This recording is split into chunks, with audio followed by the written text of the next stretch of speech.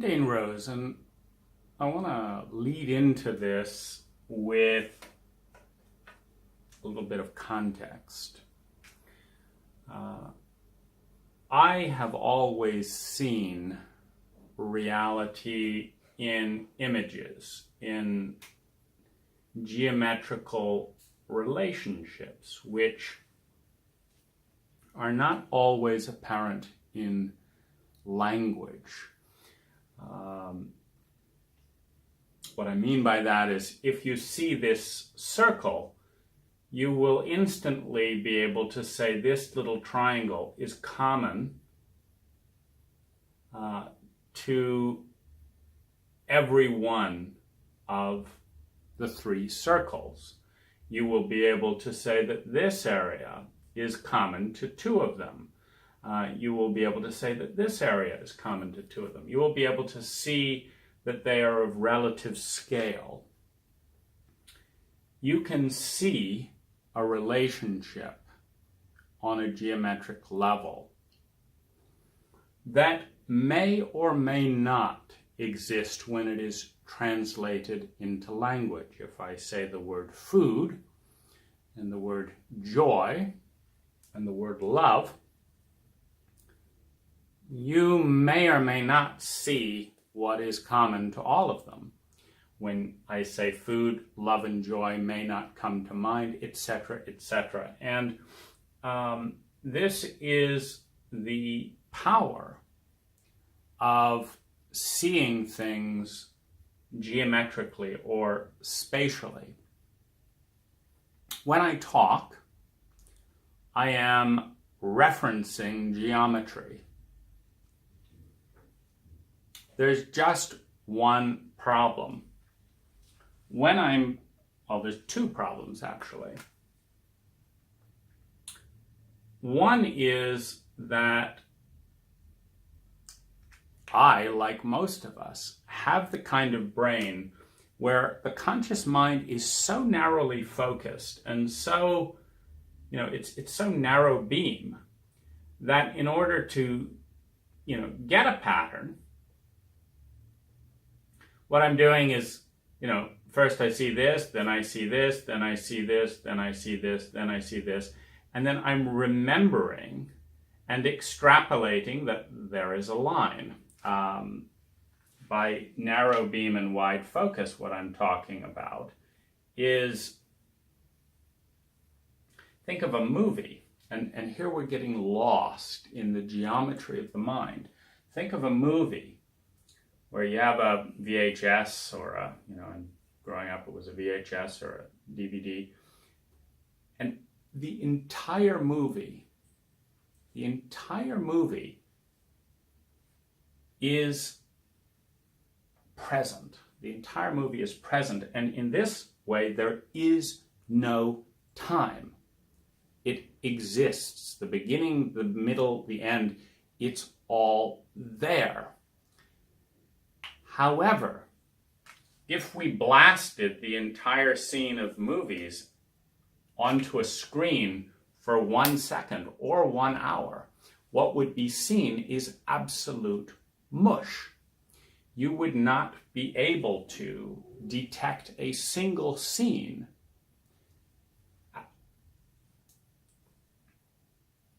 In the projection, if basically you broke a movie down into 1 million frames, and then you had 1 million projectors all projecting every single frame onto one image, you would see complete mush.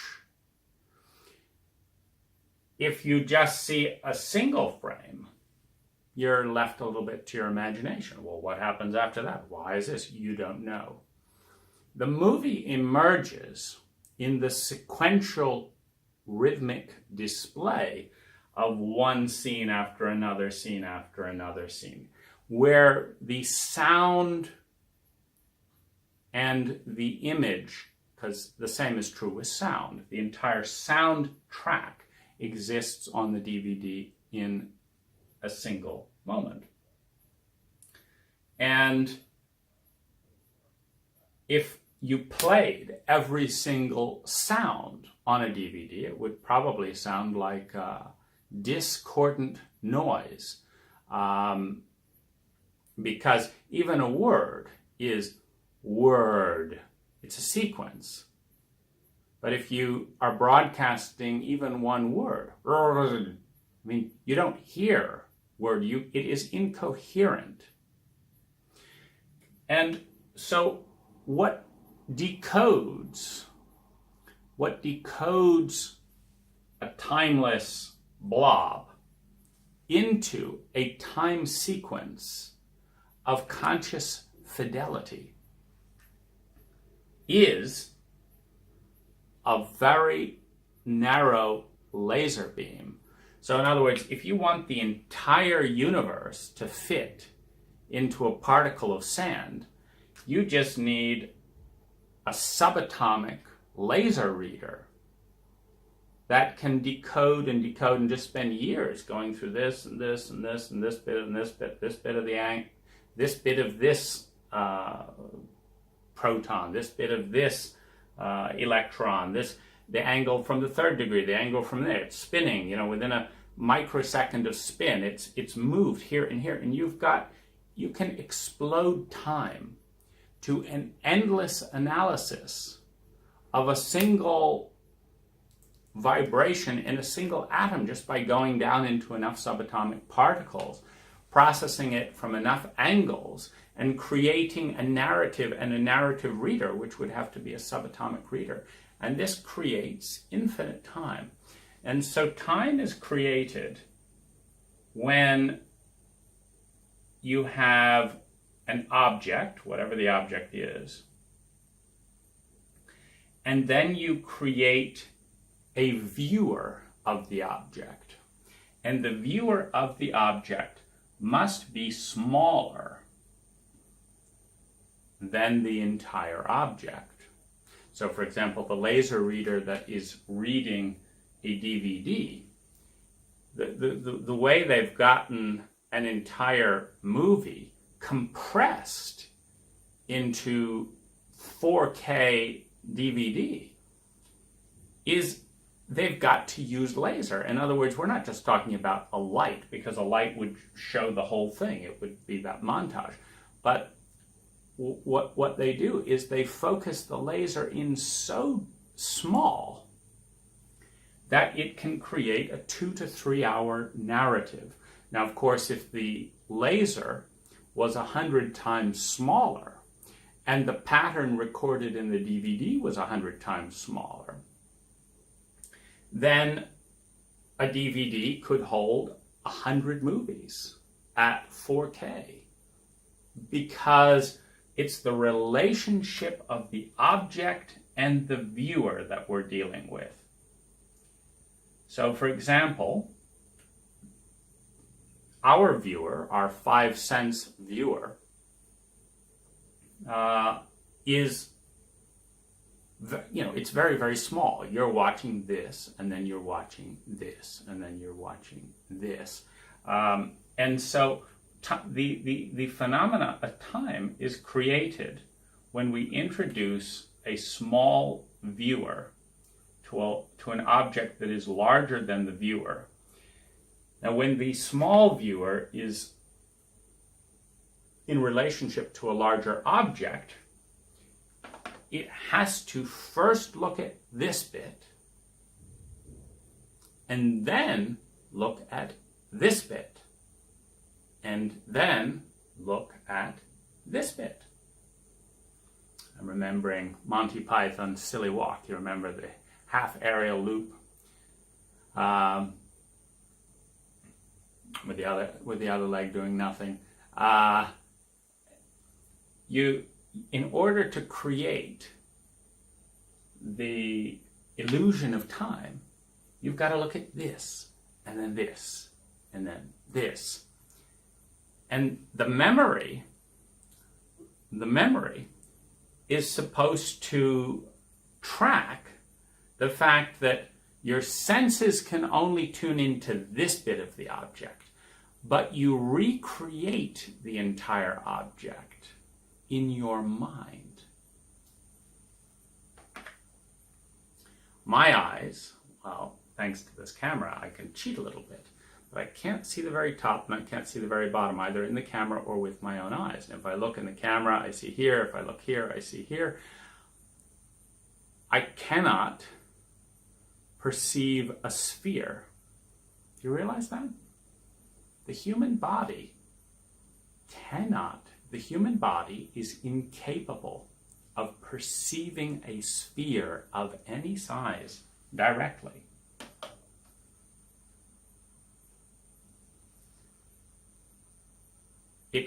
I can only see 50%.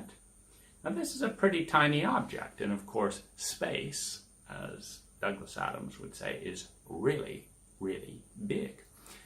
And so time is manufactured not by the object, but by the limitation of the viewer to perceive the object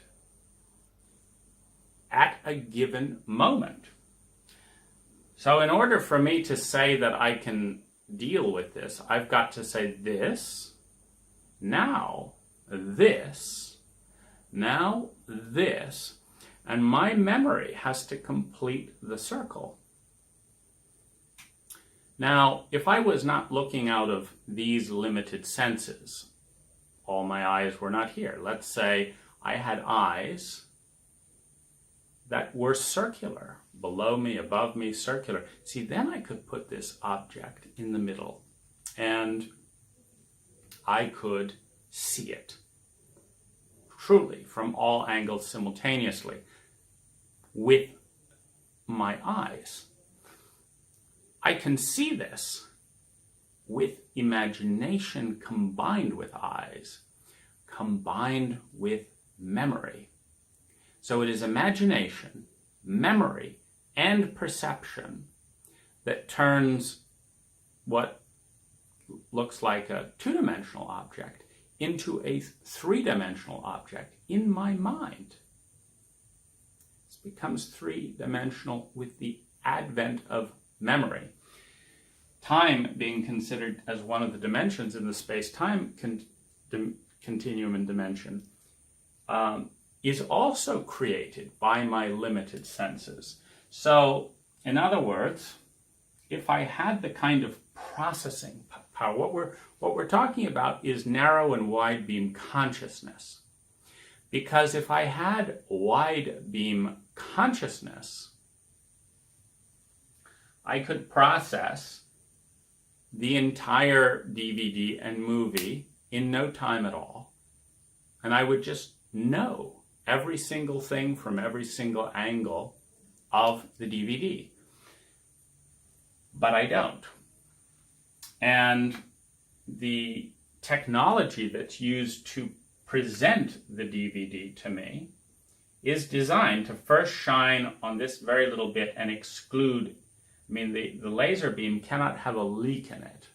In other words, if the laser beam has a leak in it, then all the scenes kind of get laid in on this pattern. They're all there in advance. And, so they kind of wrap around, right? And so if the laser beam has a leak in it, it's going to show me a scene in the future when I'm supposed to be, and when I have the kind of consciousness that cannot process a beam in the future, because without the apparatus to render and diffuse and process 3 to 5 images all in different time frames and scenes overlaid on one another, it's like, stop, I'm getting a headache. My head, the apparatus that is processing the data, is getting a headache. And so we consider it a defective DVD player if rather than just showing our scenes, it shows the whole thing. Or if you ever had those tape recordings, where the head of the tape recorder drifts over a little bit, and so you're getting the background of the tape. You're getting the background of the tape. On the other side, playing in reverse, bleeding into it. So you're kind of, oh, you're hearing your song and it's not fully loud because it's not fully tracked, and then you're hearing the other song playing backwards. Oh, and you know, Strawberry Fields Forever was actually, the John Lennon song was actually, an amalgam of forward tracks and back tracks. But it just happened to work. It was not overwhelming. It did not create dissonance in the way that, lemon curry blending with black forest cake, blending with fresh carrots, blending with fresh orange juice is like, it's disgusting. Because it becomes mush. That's what vomit is, mush. We ate the delicious scones, we ate the whipping cream, then we had this, then it goes in the stomach, turns into absolute acidic mush. It comes out, tastes disgusting. That's how we experience a timeless reality with lenses that are too big, that are too small to see the whole reality at a given moment and process it as beauty. Mush, beauty, exquisite. When we deal with calligraphy, we're dealing with an exquisite shape, and it's the space around it, the Zen garden. What's so satisfying about that sweep of smooth raked gravel with the three mounds? What's so satisfying is that our tiny brain can process all of that sweep in one pass. It's not really one pass. It's gravel, gravel, gravel, gravel, gravel, rock, moss, gravel, gravel, gravel, rock, moss. And our brain feeds back this symbol. Oh, he's picking his nose. The brain feeds back the symbol and says, this is easy. I can digest this food. This is mashed potatoes. This is not, lemon curry, chocolate cake. It's like, oh my goodness. The peace, the serenity of a simple diet on the eyes creates the serenity of a simple diet in the mind. And we're able to focus on one thing, and then another thing, and then another thing. And our belief is that if we do this slowly and methodically, our belief is that good things will happen, as opposed to, I have no idea what's happening, where it's happening, why it's happening, what next. I have not a clue. Which, the more we open up into the vast majority of reality that is the 99.99999%, that is the unknown unknown. It's so unknown we don't even know that we don't know it. And this is outrageous to those of us who are calming trauma, that fear of death, that fear of desperation, who are calming trauma by creating the illusion of control in a chaotic multiverse that is bigger than we have time to process in a step-by-step stage, which leads to Einstein's supposition that the most important question we can possibly ask ourselves is the universe a friendly place? If we understand that 99.99999% indefinitely is so big that we cannot even know that we don't know it. Not only not know it, like, what's the square root of 1949 divided by 1832? I don't know. But that's a known unknown. meaning I can get out a calculator, go online, etc., and see if that's even an intelligent equation. And I can satisfy that either it's a faulty equation or this is the answer, and now I know what I didn't know. I know that I didn't know. But most of reality is so big that we don't even know that we don't know it. Rumsfeld's famous, the knowns that we don't, the unknown unknowns. And it's true. You know, and most of it is far away from this planet, the unknown unknowns.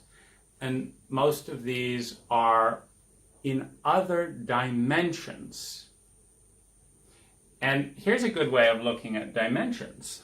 And I'm navigating through spatial intelligence. And as I look at different parts in the geography and the psyche, these little things pop up. They're not planned.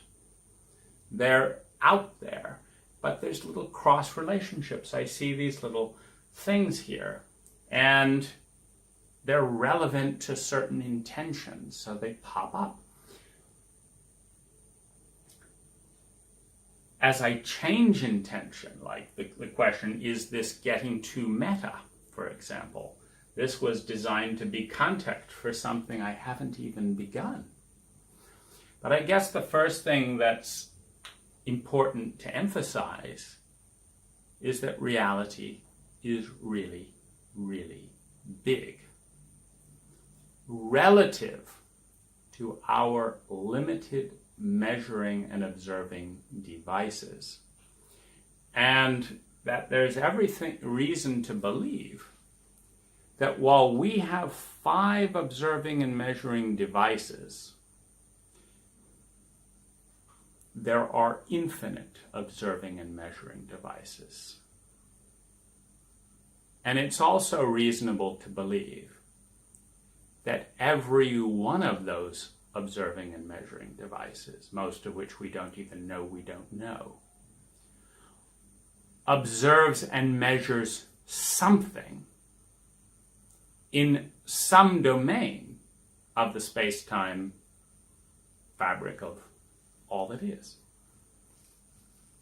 Meaning that if you create an observing and measuring device for sound waves that are 10 light years long, as opposed to the sound waves that are audible to our ears, if you create an observing and measuring devices for the sound waves that are 10 light years long, that there is some region in the fabric of reality where there is a sound wave that's 10 light years long that will show up on that device and that will never show up in a single human ear, in a single human recording, because the sound wave takes longer to hear than the span of a human lifespan.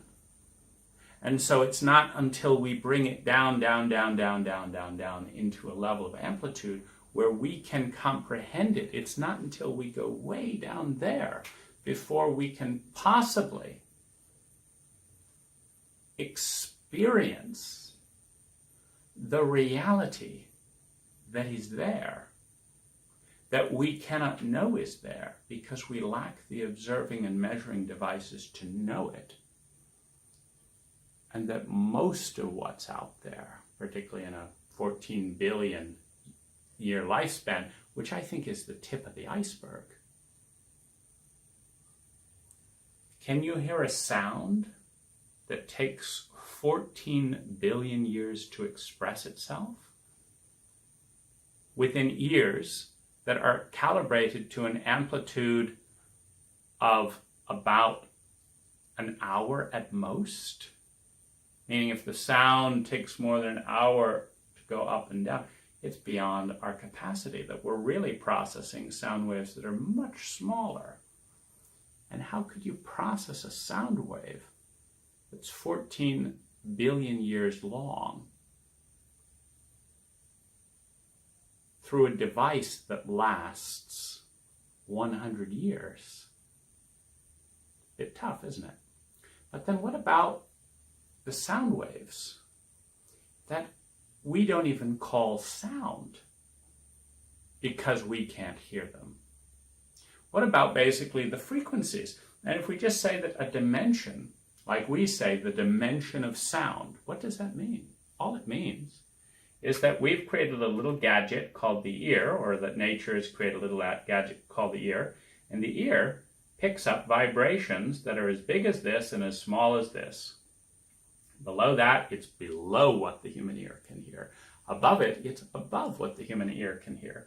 And if we create, and we have this little measuring devices, see, when frequency goes up and above those levels, at some point, it doesn't even make sense for us to call it a sound frequency. Now, what we do is that if it's just a little bit above the human ear, we can probably create a measuring device. Our imagination assumes that it's probably, that dog whistle is probably just above human hearing. Let's develop a microphone that's capable of hearing that sound, and we'll call it a sound. But what about the sounds we don't have microphones for, that are above what the most sensitive human microphone today can measure? What do we call that? Do we still call it a sound that is just off the charts? Or do we just lose touch with it? It becomes unconscious because we can't even imagine it. What if that sound at some point, it becomes a vibration we call sight? Or it's this low vibration, it's sound, it keeps working upward, and then we call sight. So what if our eyes, ears, mouth, and nose are just little pinpricks, little measuring devices on the vast spectrum of reality? What if they're just little tiny measuring devices on the vast spectrum of reality? And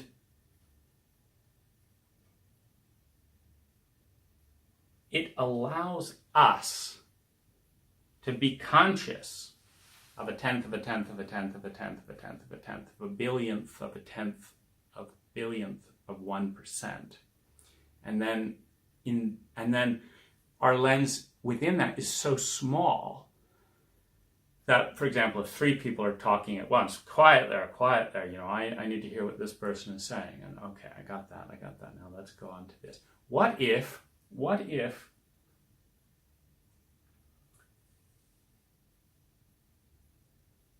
what we call these senses are not doorways into all that is, but are rather narrowers into a tiny bit of what it is? What if, without the cloak of the body and the senses, which basically shuts us off from everything and then creates these little pinpricks, here's a nose, here's an eye, here's a taste, and if it comes through these little measuring devices, it's real. And if it doesn't come from these measuring devices, it's just not real. When Louis Pasteur first developed germ theory, he was laughed out of town.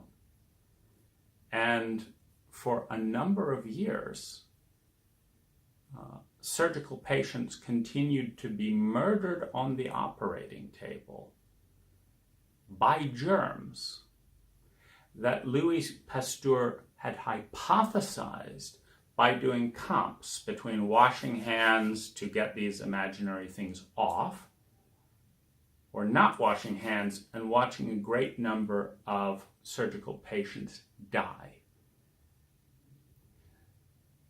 It wasn't until the microscope revealed, by amplifying something that was too small for us to see and bringing it into the domain that we could see, that surgical patients began to receive the benefit of Louis Pasteur's supposition and stop dying because of unclean surgical instruments that were not sterilized and hands that were not washed. What if reality is so much bigger, and it is only our kind of country bumpkin supposition that we know as much as we know, that makes us think that the tiny little bit of reality that we can see is reality, and the vast majority of reality, that we lack even the imagination to comprehend its possibility, is not real to us because we don't know that we don't know it. Because rather than cope with the fact that our senses reduce our perception of reality down to a billionth of a billionth of a billionth of a billionth of 1%, an infinitely small number of percent, that rather than grasp with that reality, in which case it is a state of profound humility. But going back to Einstein's question, is the universe a friendly place? If you believe, and this is why childhood trauma, in my opinion, is such a big deal, because if a child's first experience in the vastness of a new world, ours, is of being neglected, shamed, hated, abandoned, lied to, beaten, hit, shocked, crazy making things, be nice, tell the truth, and then you watch your parents hurt each other and lie and don't be, turn the other cheek, and then you watch them having revenge, and then, and it's so crazy making that you do not feel safe as a child. And if you don't feel safe as a child, the projection on the world out there, the default projection, is always the child's experience of coming into this world. So while this world may be a speck of a speck of a speck of a speck of a speck of all that is, the imagined supposition, the projection of the multiverse, is of a sociopathic, dangerous environment, which is a belief. When you truly get how much of reality we don't even know we don't know, to overlay that vastness and the relative impotence. When I say the relative impotence, I mean, if you've got there your nuclear weapons and this and that and the other, and this supposition leads you to suggest there's a probability that there's planets and things that have a billion times more, think of the Star Wars movie and exterminating the Star Destroyer. When you project the trauma of childhood onto the vastness of the imaginative and energetic ecosphere of all that is, it becomes a terrifying and crippling traumatic realization. Whereas if the universe is a friendly place, and or if a child has been loved and cared for and protected and nurtured since birth, and projects that onto the vastness of all that is, the universe is a place of wonder. And exploring it and understanding its bigness becomes beautiful, becomes an adventure, a challenge, as opposed to a traumatic horror to be avoided at all costs. I would suggest that, this supposition, when we look at motivation, we'll look at, there is a group within the human population that is advocating and voting for reality being bigger. For example, at 12 years old, when I was wrestling with the Christian God and all the different things, my replacement of the old man who would test Abraham to chop his son in half and burn people in hell for eternity for not doing what they're told and all this. I mean, this is a projection of a traumatic nightmare onto the universe. That you may think Dad's had a bit much to drink and this and that and the other, but that, you know, that there is a violent, jealous, testing, vindictive, unforgiving tyrant up there that is all that is. And that even this, when the universe is not a friendly place, even that devil you know, the guy up there who burns people in a lake of fire for not doing what they're told, the guy down below who burns people in a lake of fire for, well, you know, whatever, even that is comforting. It's comforting to a consciousness. It's comforting to a consciousness that is at the edge of realizing just how small they are in relationship to all that is. And science, the rational reductionist element of science, and a number of our leading scientists, including Richard Dawkins over the last 100 years, have devoted themselves passionately, and this is a very interesting passion, devoted themselves passionately to proving that consciousness is an illusion, that what's happening right now is random stuff that was bound to happen anyways, you know, complete delusion, all that random stuff. It doesn't exist, that life has no meaning, it has no mattering, and that this is all that is. There's nothing after life. It's a very small version of reality. Because even, you know, in the 10,000 cultures that have been presented to us in just the last 100,000 years since we've been out of the trees. In the last 100,000 years, 10,000 cultures, you know, the earth is a great turtle. When she snorts, this happens, earthquakes happen, etc. These are very imaginative universes in which, well, if there's a great turtle that snorts and tries earthquakes, what's the supposition? Well, there's probably other turtles out there, and that the only thing? No, there's probably great giraffes out there, planets of giraffes, and you go off into an unknown of fantasia and imagination that acknowledges a very big universe, a very big multiverse, that acknowledges that while we may see in 5 dimensions through all this and that and the other, that there are thousands and thousands of dimensions, that you can just create a measuring device, an observing and measuring device out of thin air, whatever it is. This device measures sounds that are 2 miles long. You can't hear them, but this machine can. And it tracks them, and then it makes them knowledgeable to the scientist by speeding it up 1,000 times, and now you can hear them.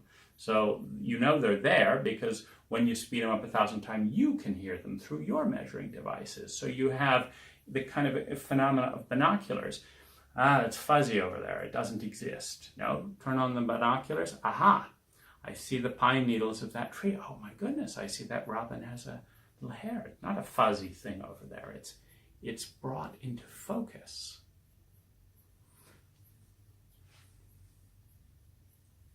This is one of the things that opens up when the left brain and the right brain, the image-based brain and the lineal logic-based brain, when the language-based brain of Western math and thinking pairs with the image brain, the tones, the emotions, the patterns, when these things begin fusing, we can navigate a wider field. And the question is, what do we see? But going back to the laser that's tracking along the disk, it's a very tiny bit at a moment. So some of what I've just explored is big, meaning if you've gone on that journey emotionally and mentally with me, I'm touched. I'm touched by what I saw. Now the question is, how is my brain capable of going on this journey when it's so tiny? Meaning, I cannot remember 2 10-digit phone numbers. I can't. You know, it's like, remember 20 digits. I can't. I cannot remember 20 digits. My brain is not trained that way. You know, 1, 2, 3, 5. You know, I can remember if it's programmed in as a rhythm. Like I can count to 100. So if I can't just see, 89. I have to kind of see it in relationship to other things. And so the question is, how is this perception working? And how are such big pictures able to emerge into consciousness through such a tiny laser point? And I'm going to suggest that it's a combination of memory, it's a combination of right and left brain.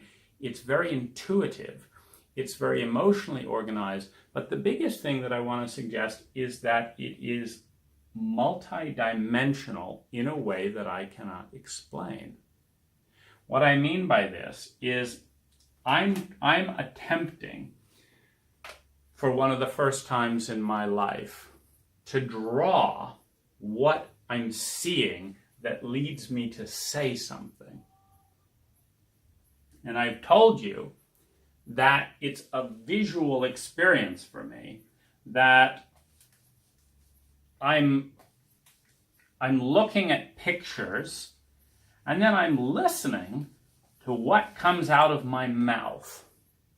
I'm looking at pictures and then I'm listening to what's coming out of my mouth.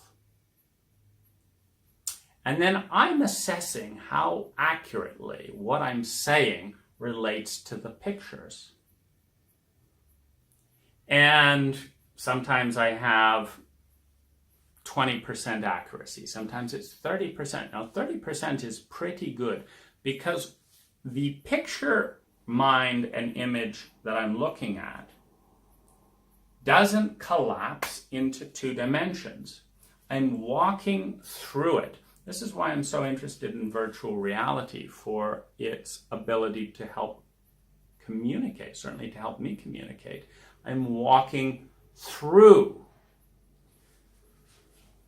a reality in which there is space for all of these different pictures, and in which there is space for me to see how this paradigm might interact with this paradigm, how this choice has a strong relationship with this paradigm, a weak relationship with this other paradigm. And it's instantaneous knowing in a multidimensional visual reality that I have to collapse into lineal thought in this language and or writing. And the question, of course, is, because it makes so much sense there. You know that feeling in a dream? I've heard that people on DMT have a similar experience, that as they're coming back, they absolutely know everything.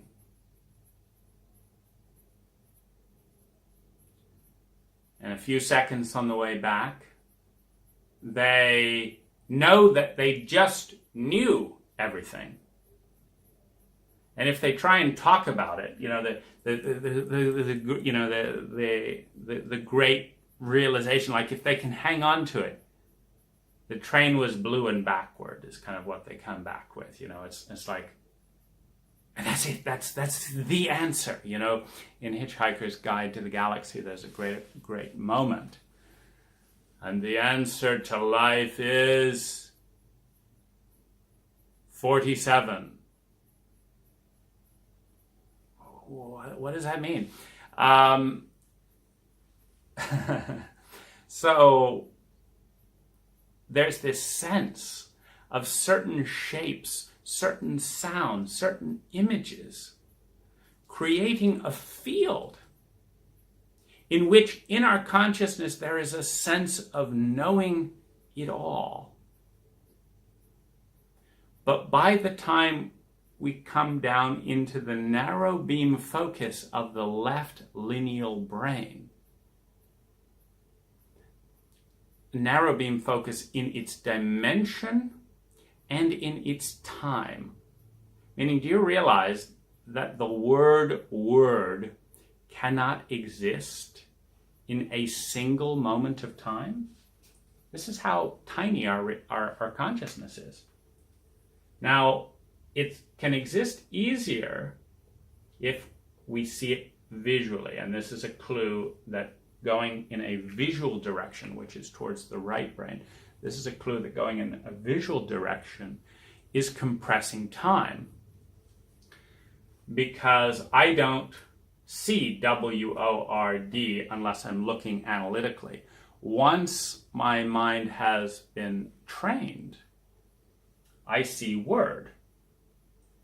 And I'm not conscious of the time. But when I'm listening, word.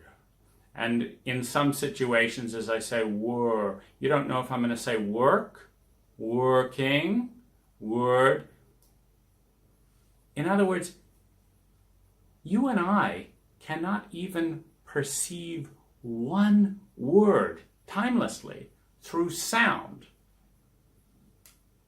because every word takes time. What that means is that our consciousness, as in the DVD example, see, because if the laser spread was wide beam, the entire movie would be seen. If it was medium beam, 50% of the movie would be seen. We'd see the first 50% of the movie in 1 second, then the laser beam would shift its focus, and the other 50% of the movie would show up there. First this half of the DVD, then this. If it was a medium beam, if it was a semi-medium beam, we'd see it in 20, we would see what we actually see in 20 minutes, we'd see it in a second. And we could process it if we had the measuring devices. Now, this is what's so interesting about the partnering that is starting to emerge with artificial intelligence. Now, I think artificial intelligence is perhaps a misnomer, that we're talking about the consciousness that is starting to emerge with technology, meaning that we can give a 10,000 page document to a computer, and it can tell us in a few seconds how many times the word "the" was used. It can tell what is the most used word. It can create a chart from the most used word to the least used word. Now, what is a computer doing? It is compressing time, because what we've created is a perception, a measuring and observing device that is 1,000,000 times faster than the human brain at measuring and observing certain things. See, now here's what's interesting to me. My logic, see, this is where there's this partnership, this shaky dance between this multidimensional visual reality and linear logic. What's competing as I communicate are two variables. There's the walk in the garden. There's the walk in the garden. And then there's the linear language, cultural, and mathematical logic. And sometimes they go hand in hand. And here's the thing, I've just lost the scent. I found it again by talking about losing the scent. I lost the garden. I lost the visual cue when I started talking about technology and artificial intelligence. Now, my mental mind got very interested in that. My lineal left brain mind, it said, oh, here's where we've arrived. This is a relevant topic. This is very interesting. I'll bet the audience is interested in this being a pertinent topic of the day. The more I leaned into exploring that, the less I looked at my picture mind. I lost the picture mind. What am I referencing then at that point? I'm referencing memory, things I've read, things I've heard, etc., from other people, suppositions of what people might want to hear, what would be the logical extension if I took this 2 plus 2 plus 2, that's 6. Now, if I took the same amount of distance and moved it forward, that should be 12. That's lineal logic extrapolation. But lineal logic does not always work in the garden. In other words, the garden is not always lineal logically. And one of the interesting things that comes to mind is the torus shape that is involved in many of the suppositions of the space-time continuum. And, the fact that, if you go from here all the way around inside space-time, it could take 100 light years, but there are folds in space-time, and there are bits, like if you go from here over to here, through, or if space-time has these folds. To go linearly along this curve might take 100 million light years, but to go from here to here, from one fold into another fold, because it's nearby spatially, but it's not nearby in the equation. This is a different kind of navigation through the knowledge. And here's kind of another way of referencing that. When we read a book, we know that this is the first word and this is the last word, way down here on the bottom of the page.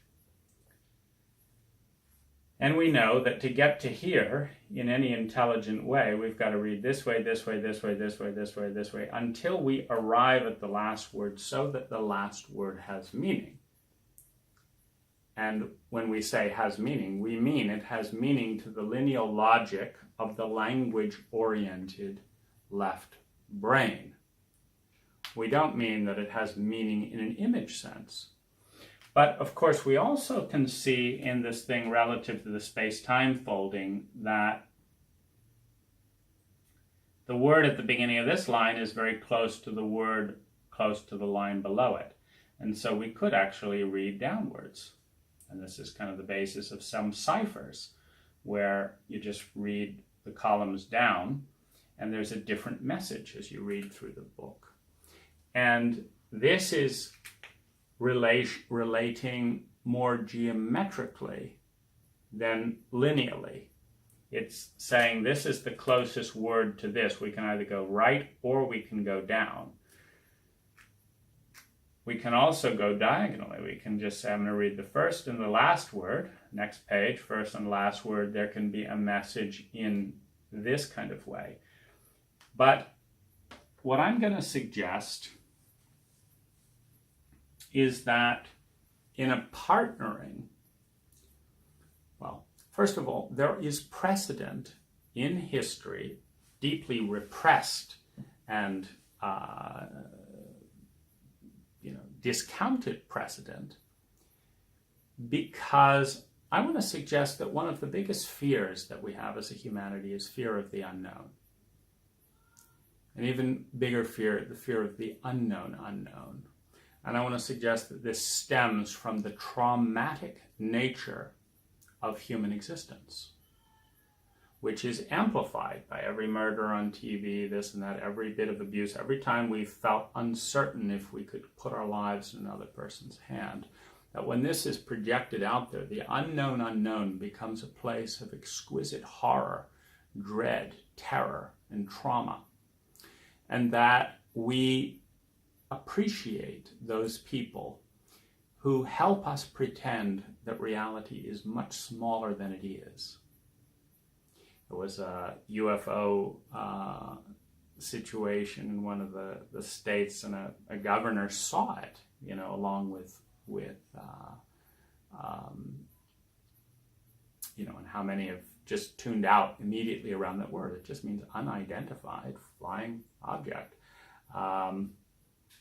or unidentified phenomena. There's tons of that around, and you would hope the beginner's mind, the learning mind, is to be open to that something is unexplained. Now, I would suggest that the people that jump into that bandwagon and pretend to know what three flashing lights are, that this is, the Pleiades doing this, I would say that pretense of knowing is as much of a grasping to protect us from the unknown unknown as the scientist that's grasping for an automatic supposition that because it doesn't fit within this law.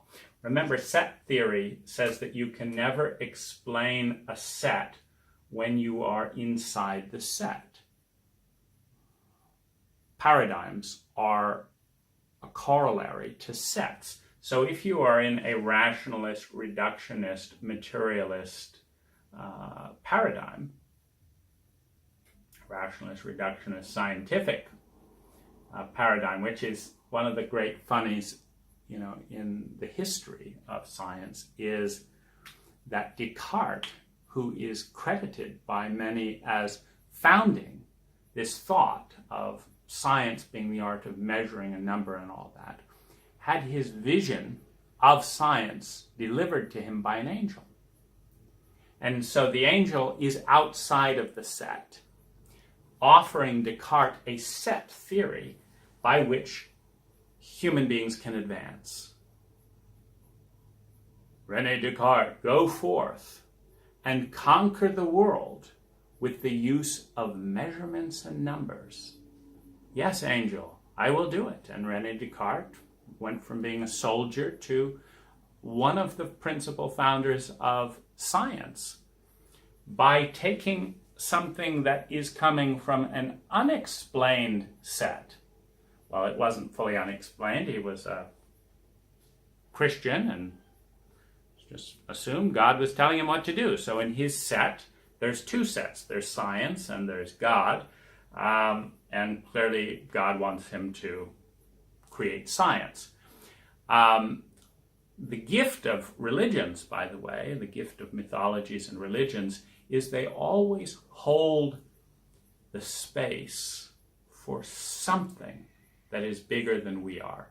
This is the important ingredient, the important gift of every faith, every mythology, every belief system, every religion, not every belief system, but every religion. I guess even science holds the Big Bang is bigger than we are. That is outside of our set. And this is essential to not being trapped in a set. That set theory says that you cannot fully explain or understand a set from within the set. So you have to get outside of the set to fully comprehend it. This is, similar to that thing where, my eyes cannot fully see this until I spatially reconstruct it in my mind, and I have the sense that I know what it is. Like if I turn this away and turn it back, I'm surprised if it isn't still black, because that would be outside of my set. My set says that nothing will clean this unless I scrub it in water and something, so therefore it's miraculous if it cleans. Every so often we experience a phenomena that doesn't fit in our sets, and good scientists say this is a pairing of an imperfect set theory, an imperfect theory, with a reality that is more complicated than the theory can support. the theory of men. All men are interested in sex. Then you meet a man who has foregone sex to pursue chanting. Well, that doesn't fit into the set. Well, don't you really? No, chanting's much more interesting. I just never saw much in it. Well, this damages the set theory. Now, when the theory is useful, meaning it's not true, but it's useful, meaning the theory all men are interested in sex is useful as a first supposition. If a woman is trying to figure out what a guy that's interested in her is doing around her, it's useful. It's not true. All men are not interested in sex, and certainly not all men interested in sex with her, but it's a useful theory as a starting point. But once you've exhausted that theory, then you've got to, of course, acknowledge the fact that there are many men who wouldn't have sex with her if they paid her, so and then you have to create a new theory. You have to create theories that explain the unexplained phenomena. Now, what happens if someone is terrified of the unknown and reality doesn't fit into the box of their set theory? By definition, all of reality does not fit into a single theory. If you have any imagination at all, you know that theories are a construct of human language. And we know by our own theory, our own set theory says that we cannot understand a set until we're outside the set, which means we cannot understand our own theories until we're outside of the set of theories. We cannot understand our own human existence until we are outside of human existence looking in. And we're not. We're on the inside looking out. So the idea, if we cannot even understand ourselves within the paradigms we create because we're in the set of paradigms, how could we possibly understand all that exists outside of us and outside of the set of our sets? See, sets, every good theory will lead you to a doorway of its termination. Every good hypothesis, every truth, if it's really honest, will take you to the point where it no longer exists. But beyond that point, we cannot go, but it will take us to the point where we can see the doorway, the white light. We can see the white light. And we can know that there is a bigger set, for lack of a better word, than the set that allows us to see sets. And that we cannot understand the set that allows us to see sets until we are outside. Well, science is a set. Science, go forth according to the angel and measure, conquer the world with measurements and numbers. Well, that's what we've been doing. And it's a wonderful, wonderful set. It's a beautiful set. It's a beautiful set. And yet, it only takes us as far as we can measure and number things, which by definition means we're dealing with the lineal left brain, which is the brain that numbers and measures things. So we're not even dealing with the right brain, which is more image geometric kind of based. It's intuitive in the sense that, as I say, when I go into the linear part of my brain, I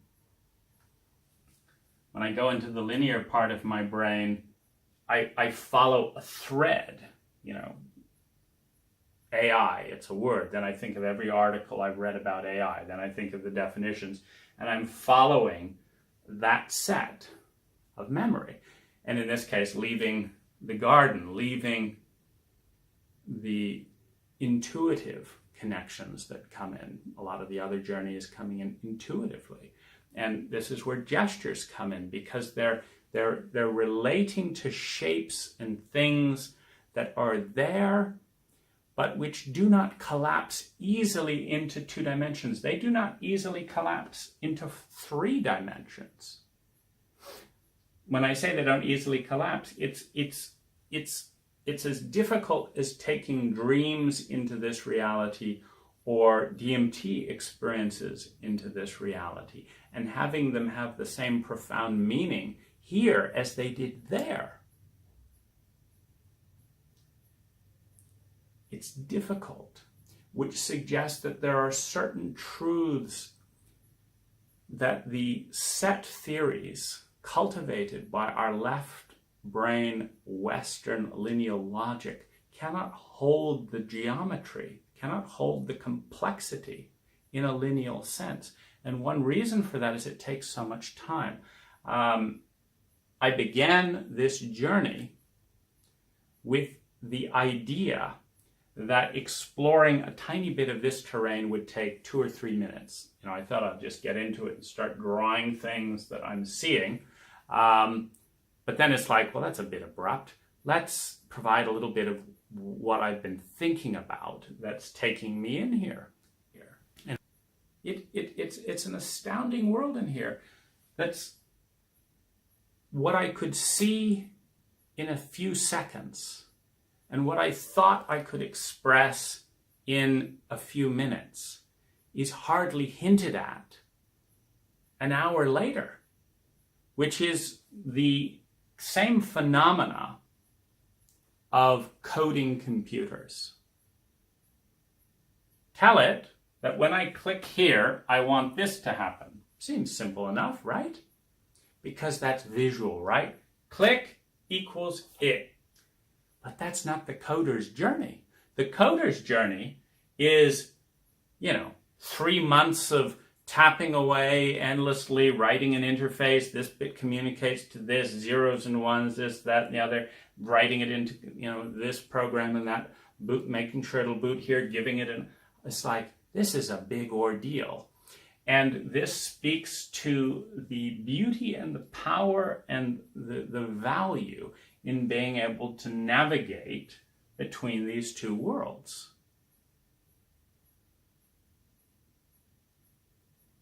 Because if we can get to a state with the help of technology, with the help of another form of communication than little mouth noises making long strings of meanings based on decades of learning and this and that vocabulary in this language under this cultural reference, and we can just communicate the images so that you can join me there or here, depending on how you want to speak it.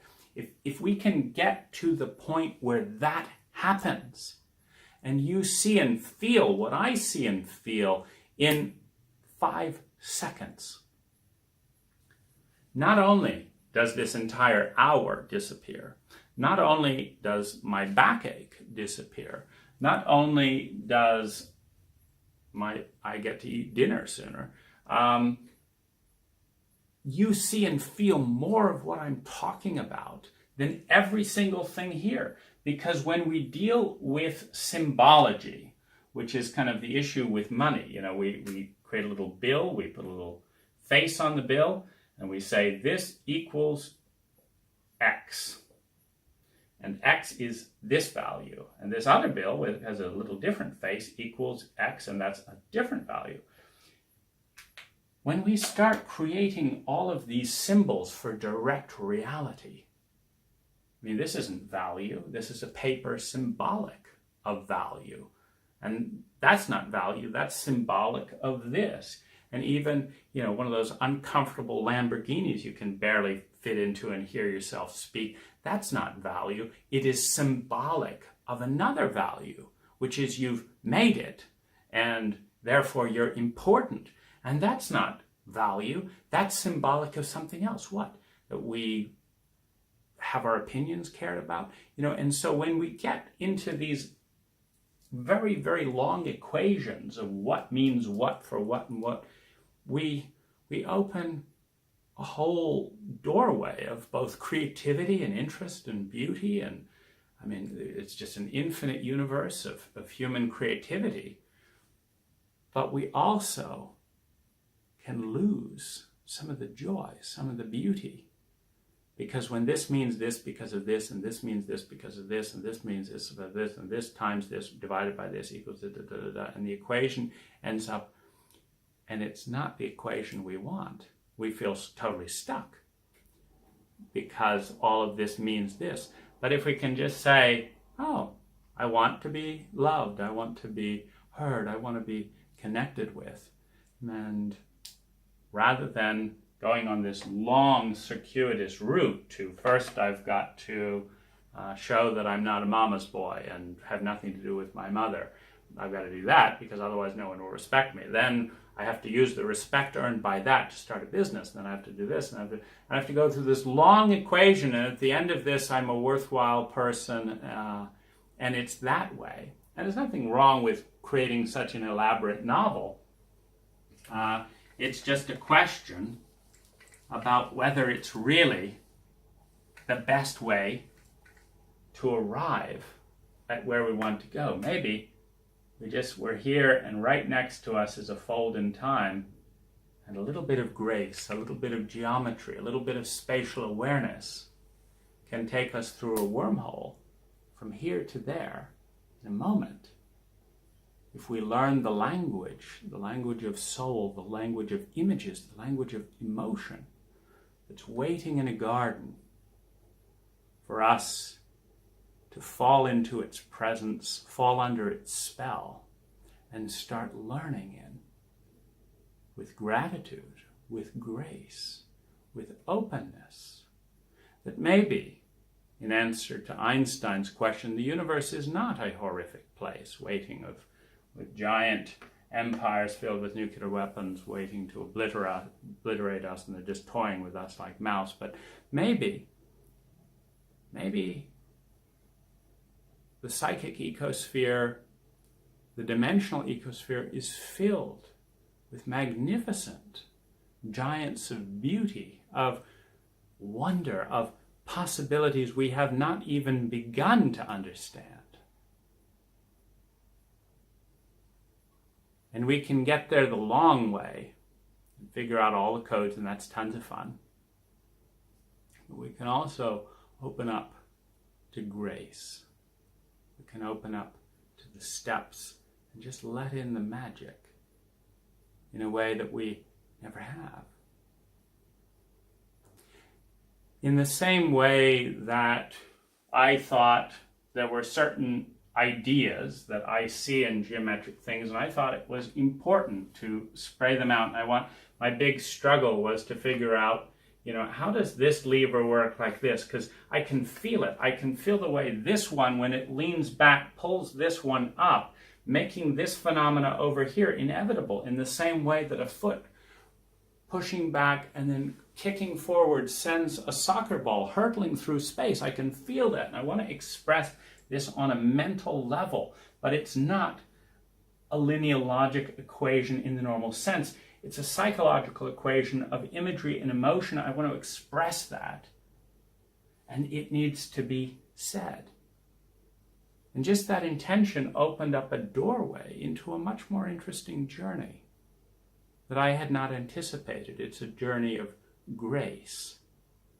It's a journey I have an honor to participate in, witnessing what's coming out of my mind, what's coming out of my mouth, what thoughts are being built around the journey in the garden, a garden that my culture has taught me doesn't exist, but a garden that I see and feel all the time.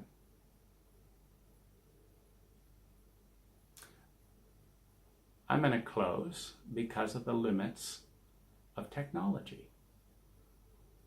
The battery's running down. My body's back is aching. My body's stomach is hungry. My girlfriend needs a date. So I will close with the limits of technology. And let's see what happens next. Thank you. Continuing with part 2, what I want to explore is a bit of the landscape that I have been sensing and trying to put into words. And so let's see if I can do that with the help of some graphics. Again, it's very difficult to collapse what is a very deep and spacious dimensional reality mentally into coherence, in 2 dimensions and in words. I'll try and put the concept into place first. One of them is this phenomena of the tension between the essential self and the probability field that we know as a humanity. There have been literally 10,000 languages, and with each of them a slightly different culture, and in many cases a radically different culture. We're now down to only around 600 languages. They're dying off by the month in some cases. And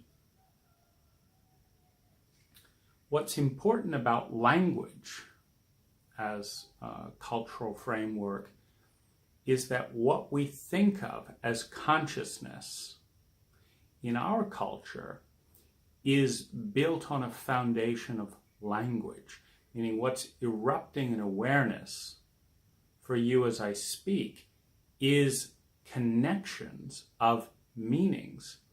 But it's important to understand that these words are symbolic, meaning the word is not the reality.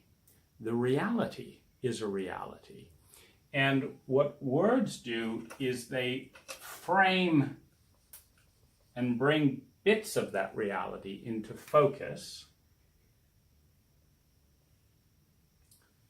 But in doing so, the little boxes defined by the meaning of words also exclude all the reality that's outside the box. And it's very good for bringing a particular bit of reality into focus. For example, a tree is brought into focus by the word tree. At the same time, it is our cultural meaning, history, connotation, and emotion associated with tree that is brought into being, and not the fullness of the reality tree. And it's also important to understand that we, in our culture and our language, there have been some cultures and some languages that talk about something in an ecological framework, meaning there wouldn't be a word for tree. There would be a word or a sentence that goes something like this in our language. It would be vertical uprising, an earth-like canopy coming from soil and bringing air into being. And so this might be said, in Old Entish, for those of you Lord of the Rings fan, this might be said in a very long verbal tale that tells the entire history of everything that went into being that finally accumulates and culminates into this composition of tree, which is a way of speaking and seeing that reminds us constantly of the interconnectedness of ecology. And so there is no tree. There is erupting vertical shapes coming out of soil, coming out of minerals, called into being by the song of the heavens, by the light waves coming in, by the temperatures on the planet. And out of this, we have a moment in time, in that breathing in and out of soil and air, in the vertical aspect of reality called tree. And we have a very different relationship with that in language than we do with a tree is separate, meaning it's not the soil, it's not the sky. It may in some cases be leaves, it may not be depending on the time of year. It's not a process, it is a static thing. Even though it's never been static. From the moment it was a seed to the moment it produces a new seed, it is an ecology. It is a dance. And we do the same thing with ourselves. See, we have a little box called me.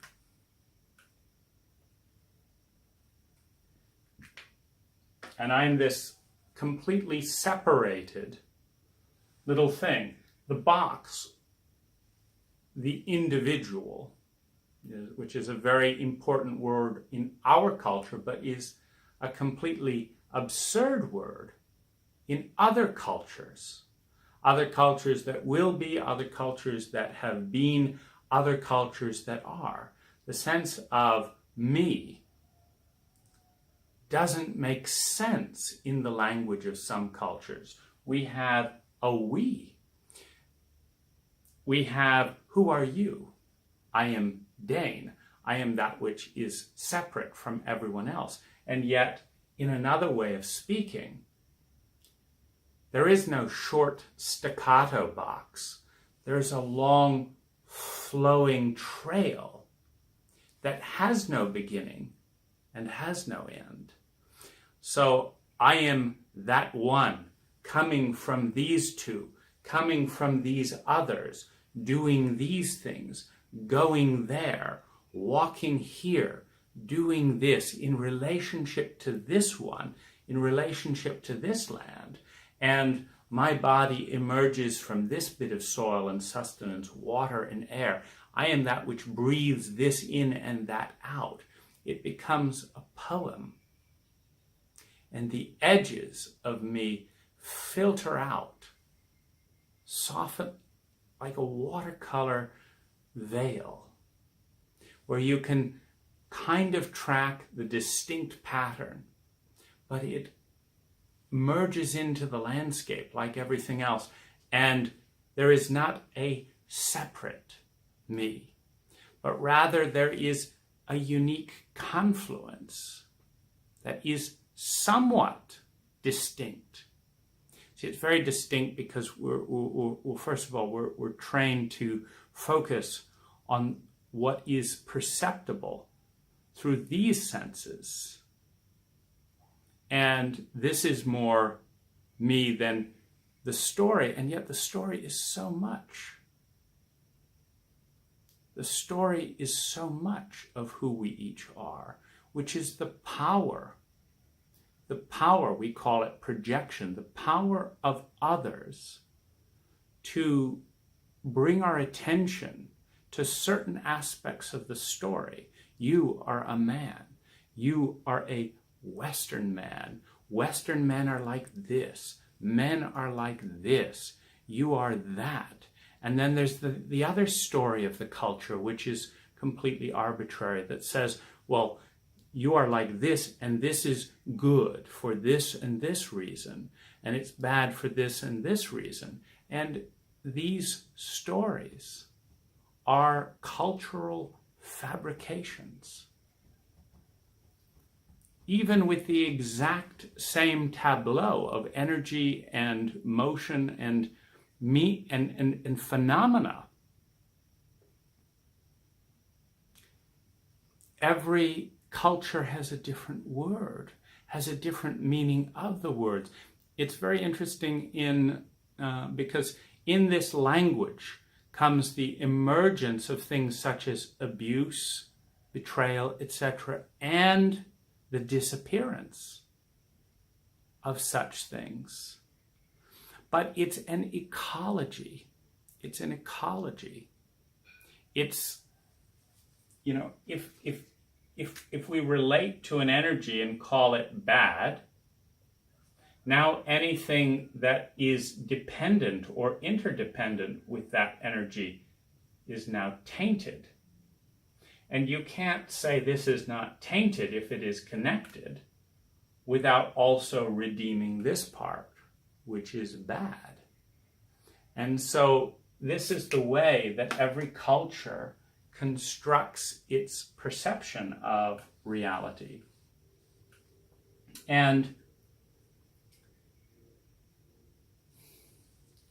human state, the state of consciousness, the state that you are in right now, the state that I am in, talking to you, this state is framed in the cultural branches of the tree of our culture. Every culture is like a tree with different subgroups and all forming branches, and then us up at the very top, narrow branch, as distinct from this other little narrow branch, an individual leaf if we see the leaf, but a connected whole if we see the entire ecology, the entire tree of humanity, the entire tree of our culture, of our place in that culture. This is essential not because of reality. Reality is a very flexible, dancing-like material. It's essential because of our perception of ourselves and of each other is framed by the entire cultural tree, by the things that can be talked about and the things that cannot be talked about, etc. And so one of the things that I've been exploring is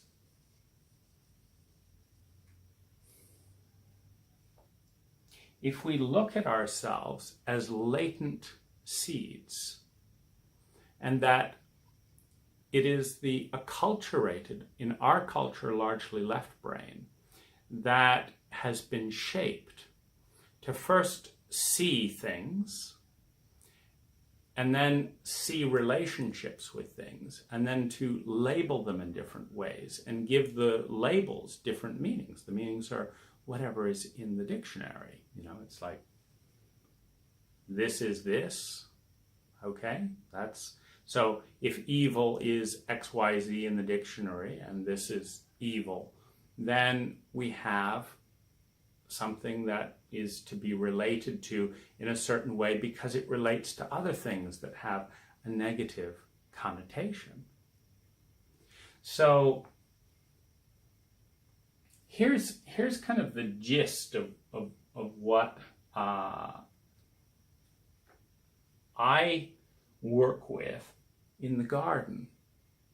In the garden, when I walk in the landscape of selves, I see these lights. I see these lights.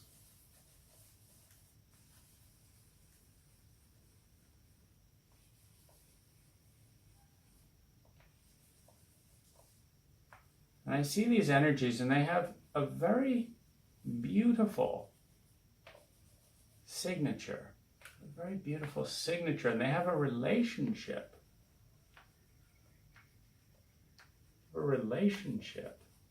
And it's a beautiful tapestry. And it's, of course, a little bit ineffable. Everything that is outside of the left lineal mind is ineffable. It's a little bit beyond words. This becomes a little bit more, I think, understandable when we remember how dimensional reality is and how limited our perception of said dimensions are. when I wander in the garden, I try and touch the energies, and in order to be conscious of them, they have to come into words, in part because I, as a Western brain, a Western left brain, have been so heavily trained to focus on the left side, on that which is verbally articulated and makes lineal coherence, that it's very hard to remember even the word, to organize again, to remember. You dismember something by taking it apart. You remember it by putting it back together again. And it's very hard to remember an experience, whether it's a dream, whether it's an LSD experience, whether it's a meditation beyond words, whether it's an out-of-body or a, quote, near-death experience. It's very hard to put that together if it's never been put together to begin with in the left brain. It's never been put into something that makes sense. And this is why language is such a big deal. Because what I want to suggest is that words, like atoms vibrating in space,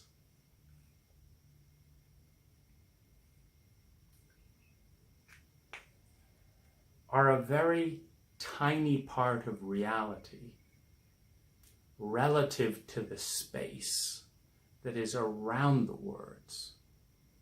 And for many of us in the West, space, silence, stillness, as a reality, as a meaningful reality, does not exist because we've trained our mind to focus on the object within the space, on the word, rather than what's contained in and around the word,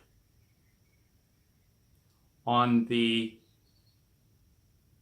proton, rather than the space around it. And one of the most phenomenal discoveries, I think, along this line is that the vast majority of all that is space. That the relative size of an electron or proton relative to its orbit is similar to the relative space between the sun and the planets and the planets themselves. So Earth is, for us, a pretty massive and amazingly large object. But the amount of space between the object of the Earth and the sun is enormously bigger than the space, not only in lineal distance, but in the rotating orbit. There is just a lot more space, both out there and at a subatomic level, than there is mass, particles. Which is why if we train our awareness to only register and be conscious of and value and observe and relate to the particle and not the space in between the particles, we are unconscious of 99.9% of all that is, which is in between. And I want to suggest that language is a little bit like that. That we have a word over here for cat. We have a word over here for you. We have me. We have a word over here for work. We have a word over here for home. And the spaces between you and me are a lot bigger than you or me.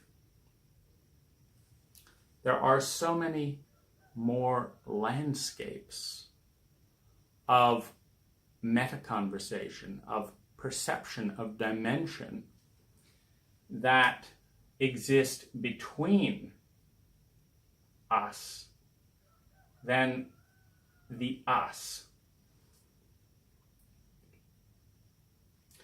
And the reason that words are so important, and the reason that static words are so limiting when it comes to exploring the right brain, the feminine, the goddess principle. We're very much in the pendulum swings of humanity. Right now, all of the major religions are masculine oriented. And in many cases, there can be within the very, you see, because the trouble with a limited vocabulary and a limited language is that when it becomes self-referential, nothing exists outside the limit. And so all you have to do is say that reality is a box, and the boundaries of the box are here and here. And now everything that is outside of the box is not real, because reality is defined by a self-referencing box. This is where we come back to set theory and its importance, along with the different work on paradigms. There's a wonderful book, by the way, The Paradigm Conspiracy. And it touches on the malleability, and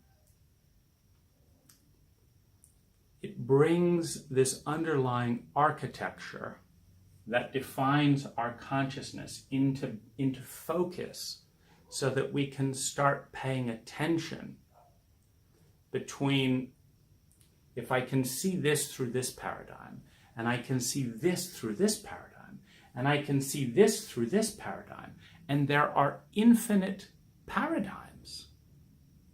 Reality has just gotten infinitely larger than if we can see this through this paradigm, and the paradigm is the only thing, acceptable within the paradigm. This is why on a religious level, I like Buddhism more than Christianity, because it's not about the teaching. It's about the self-referential nature, where the Christians have traditionally been so threatened by everything outside of their box, outside of their paradigm, as to basically say, this is God and this is good. This is all that is God and this is all that is good. Therefore, what's the next logical supposition? Anything that's outside of this is not God, and it's bad. Well, this has just defined 99.9% of the multiverse as the enemy. Do you think people in other planets have heard about Jesus? Do you think they call him that? It's even rather funny, because we don't in some ways bother this too much when it comes to translating language. In Mexico, Jesus is Jesus. Well, what's the difference between Jesus and Allah? I don't fully understand why a deity translated and sounding differently in a different language is different from a deity that's not translated, that says largely the same thing in a different language. But this is one of the things that, well, there's a lot of absurdity. There's a lot of humor. You know, it's just funny, you know, how we come up with these little boxes and then try and get as much as reality into our box rather than expanding our box to see more of reality as it is. And this is a major crisis of consciousness.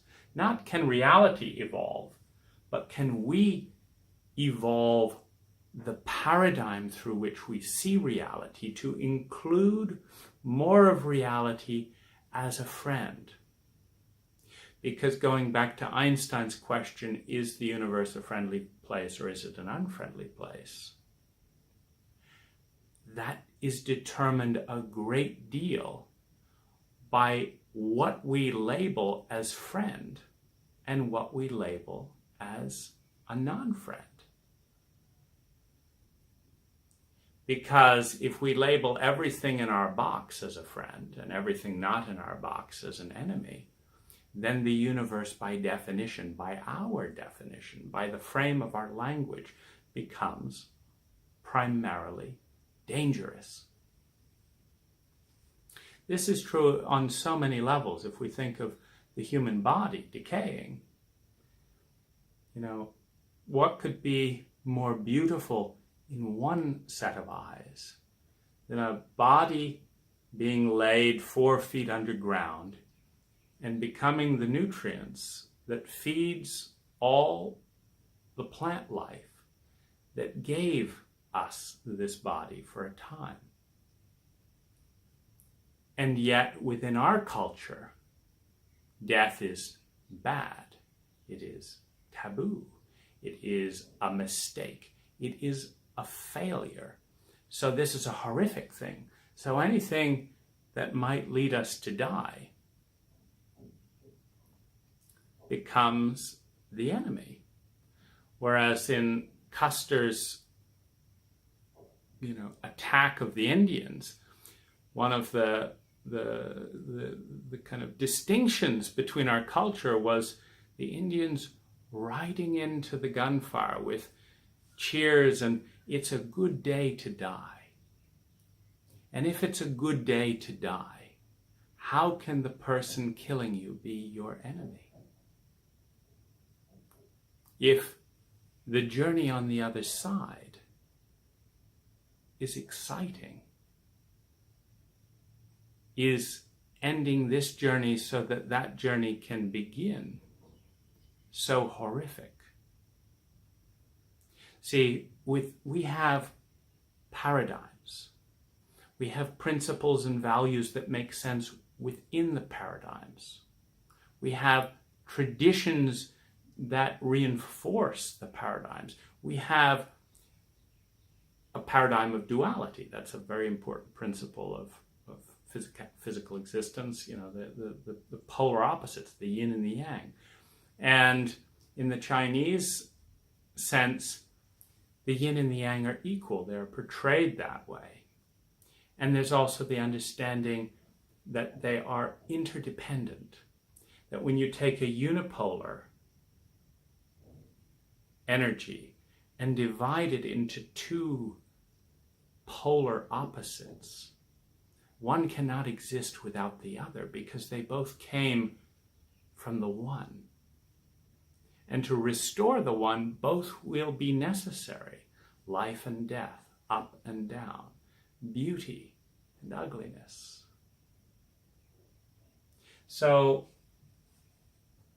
in this framework, one of the things that just this brings to my attention is that it becomes valuable to start noticing and responding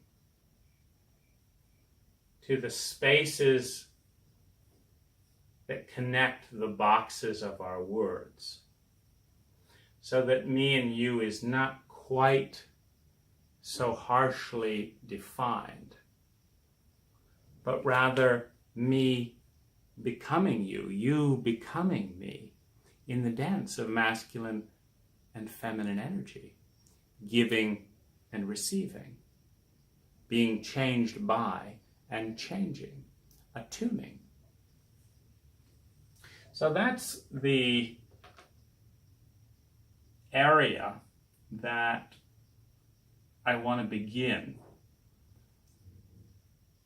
in growing this framework, letting this grow out in our imagination, in our dreams, in our minds, in our bodies and emotions, letting this grow out, letting these words merge out into the landscape around us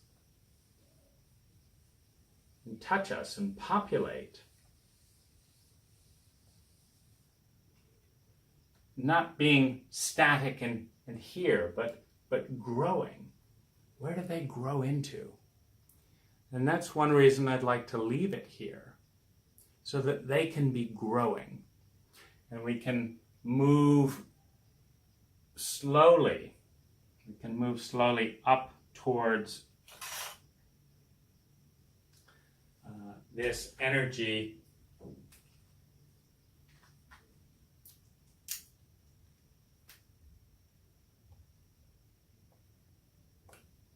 up here, and let them grow. And like architecture, see, like paradigms are one of the deep pillars, the deep foundational elements of our meaning. Like the paradigm of capitalism, the paradigm of individualism,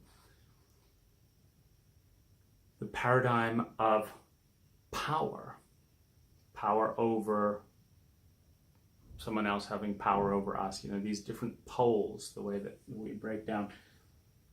Paradigms come first, and we build our relationship to other things out of a paradigm that emerges then into principles and shapes. And it's very much like anything that's being developed over time, where it starts with the foundation, moves into the walls and the structure that are held by the foundation. And then we create the partitions that create the spaces in which we have our environments, our homes. And then within that spacing, we do coloring, etc. But it's a multi-layer process.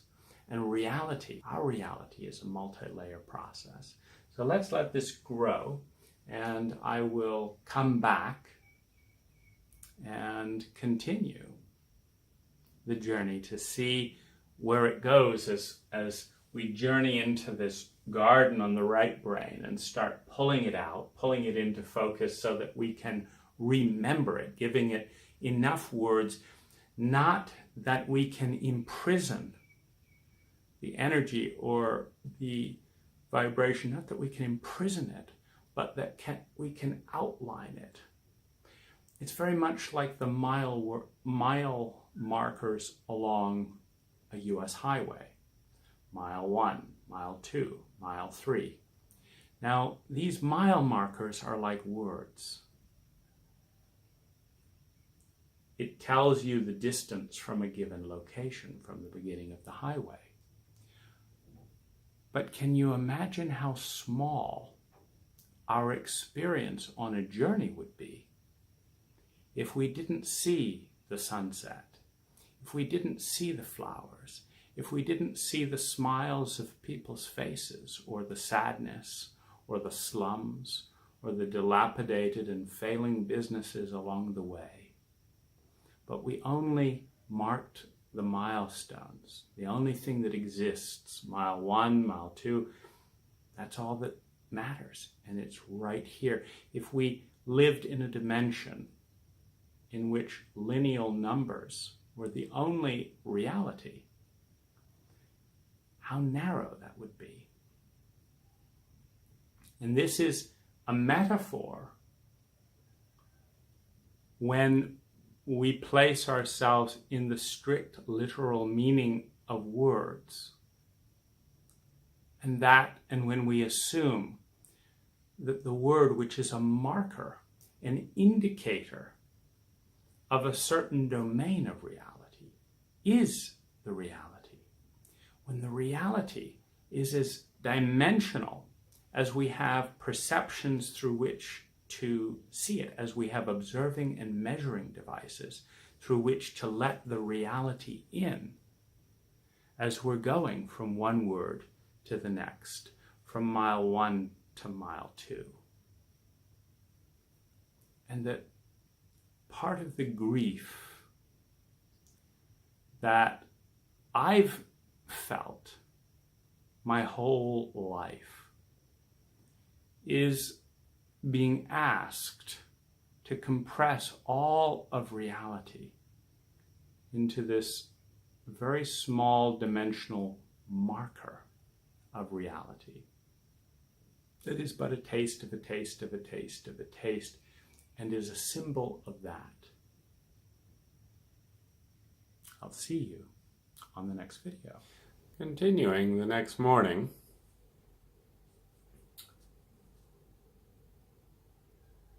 I want to explore the physics of energy and emotion using the paradigm of physical physics. And so if we look at a shape like this, and we accept the strength of the material. So in this shape here, there would be gravity, and there would be tensile strength, meaning the pressure to hold its form. And this is what cannot be shown and sounds so speculative when it's talked about on a bit of drawing, but which comes to life with the help of another 5 dimensions or so when walking in this visual garden. What we would expect if we transpose a couple of qualities, let's say that this is a steel bar that has been bent, and this is a steel bar that has been bent like this. Now, in truth, it is alive, it is dynamic. But assuming there was a steel bar, and assuming this was a tabletop right here, were one to pull this bar down, one would expect this thing to come down, hit the table, then this to start pulling up. And that rather than the effort and energy to unbend a steel bar, you would start lifting this. And then at a certain point, you would expect the weight of this side to pull it around so that it was kind of hanging with this touching into this point here.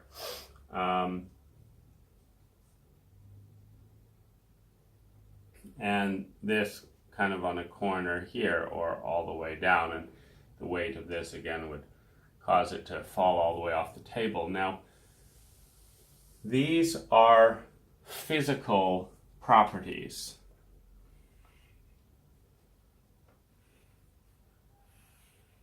These are physical properties, assuming steel bars and gravity.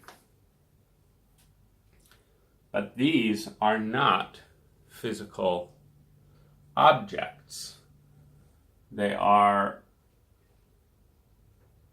multidimensional objects expressing themselves or becoming visible to my eyes, and through my words and drawings, your eyes,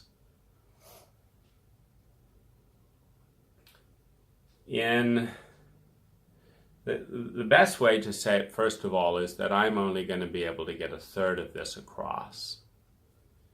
That no matter how well I do this, I'm going to get a third of it right. Now, that's a big deal in a materialistic, rationalistic, reductionist, scientific paradigm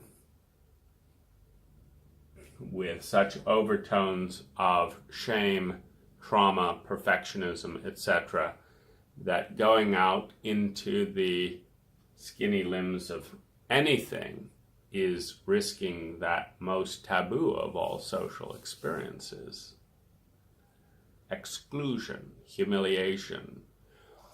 It's actually very funny in this sense, the degree to which science is influenced by politics and emotion. None of that, by the way, has anything to do with the thread that I'm following here. That's my own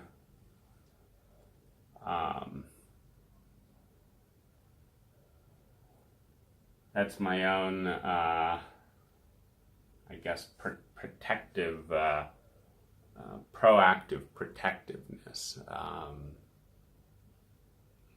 There's some part of me that's wanting to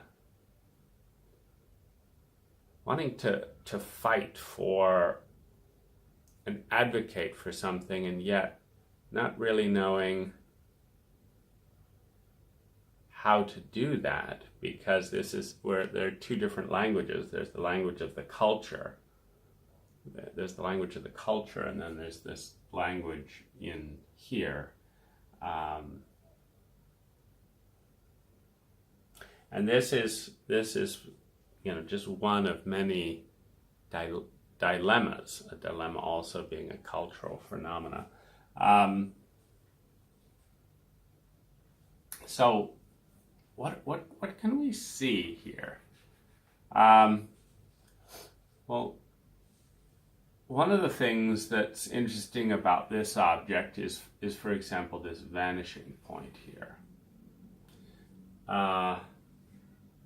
This is a little triangle to indicate the vanishing point, and I want to emphasize the symbolic nature. In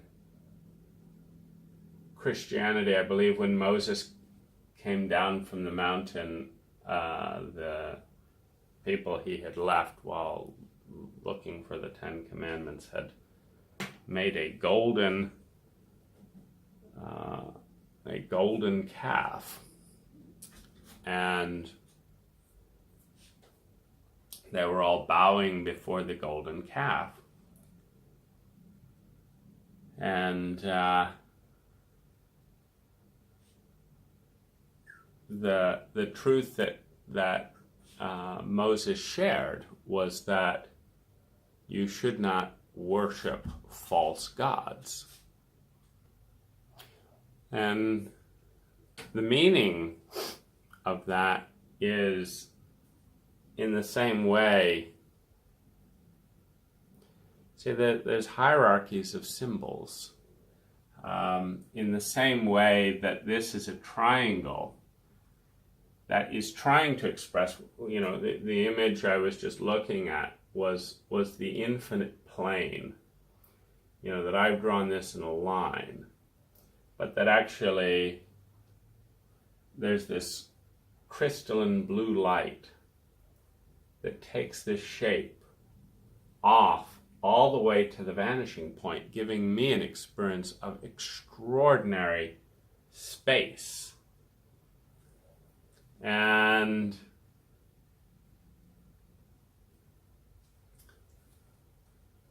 so I draw this with this little triangle.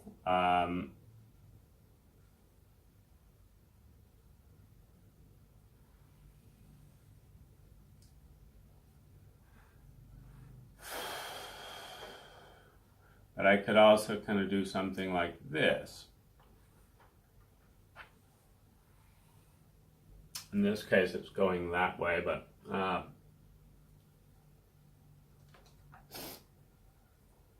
it's and then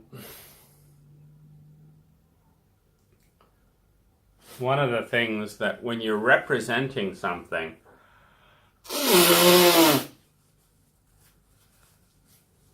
in a symbol,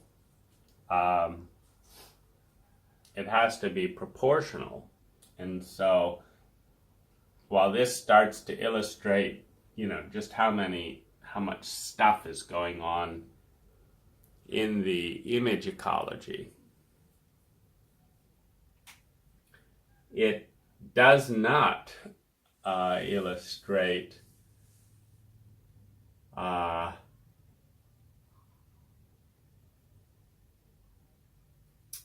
accurately. Like, these lines start clouding up the space because there's not enough lines on a two-dimensional page to show all the kind of three-dimensional, multidimensional vectors of these shapes. And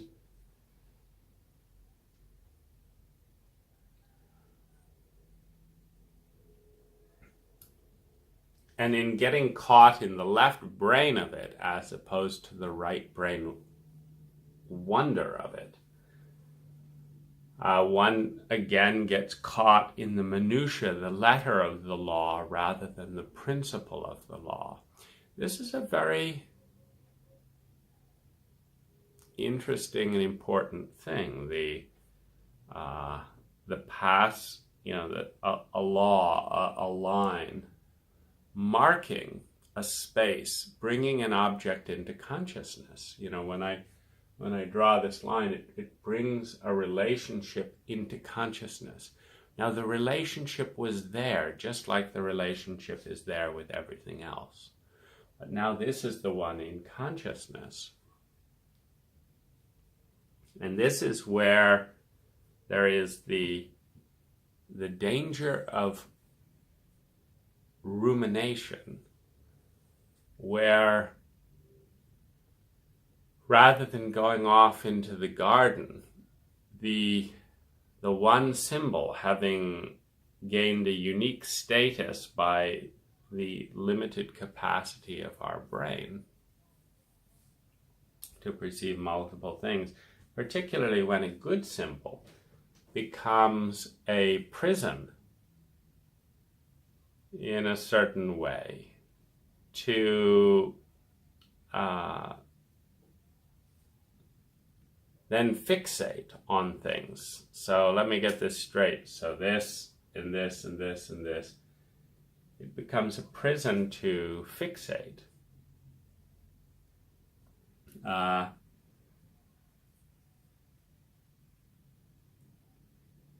In the same way that a law, the idea of wanting to make a place for pedestrians to cross, then when the pedestrian light is there and no pedestrian and a car drives through, now the letter of the law has superseded the principle.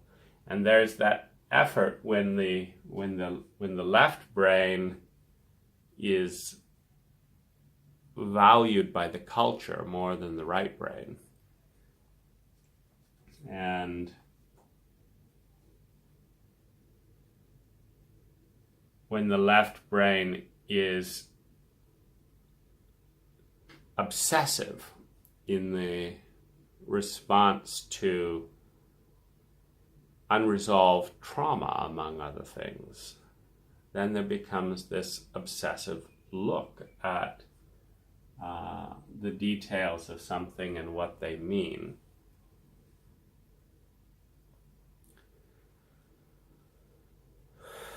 And yet it is the obsession itself that is the trap, that is the issue, not the individual things being obsessed about. And I'm learning all of this as I'm watching and paying attention, but more importantly, as I'm feeling things. Because things are coming out of my mouth that feel great and that go contrary to the extrapolated lines that I've made. And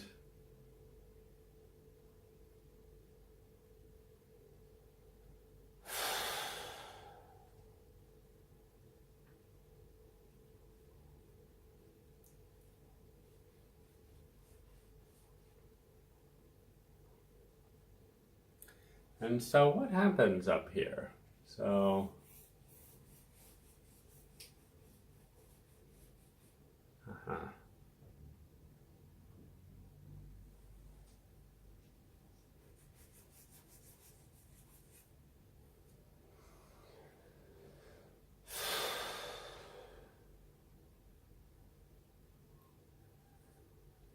you see, one of the interesting things is we give dimension to consciousness of some form is that it obscures. So when we have these limited eyes looking from one direction, if I give dimension, it is now obscuring all the energy that's passing through behind. So there may now be things going on behind there.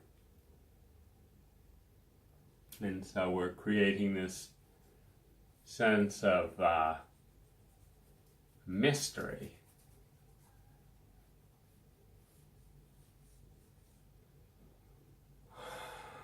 And I'm overjoyed, by the way, that I've found this thread into this domain in a way that conceives of the possibility of me sharing it, meaning I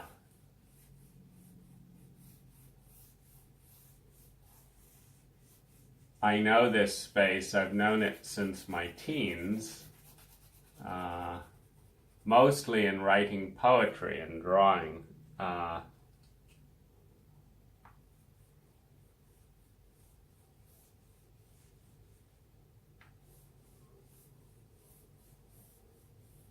Oh my goodness. See, this is the wonder of the right brain, because my left brain does not see anything particularly great about this. My left brain,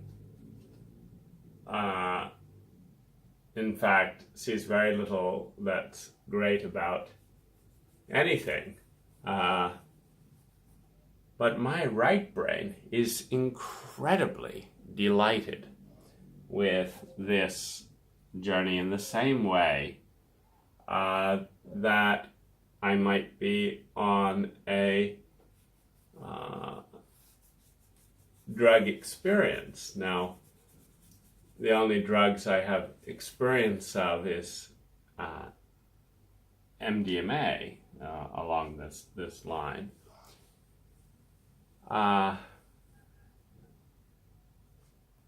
my favorite thing is this feeling.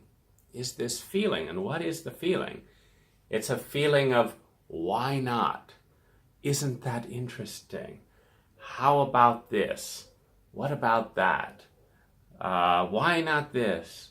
Sure, absolutely. It's a feeling of abundance. It's a feeling of joy. And I think that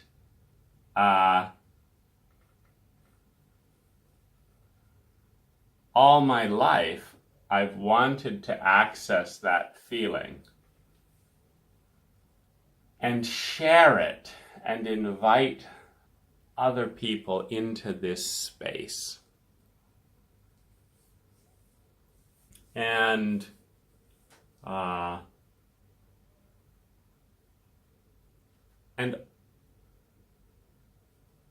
all my life had this message that it's not welcome, that it doesn't belong here. And yet it's the most exciting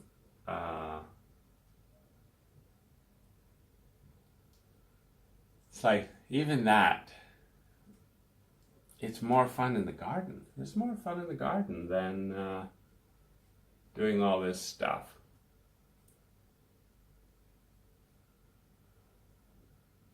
Oh, let's have a look here. It's like I want to do this blue star. And I can't, you know, the amount of joy accessed with this blue star, oceans of joy. And feeling the oceans of joy in that blue star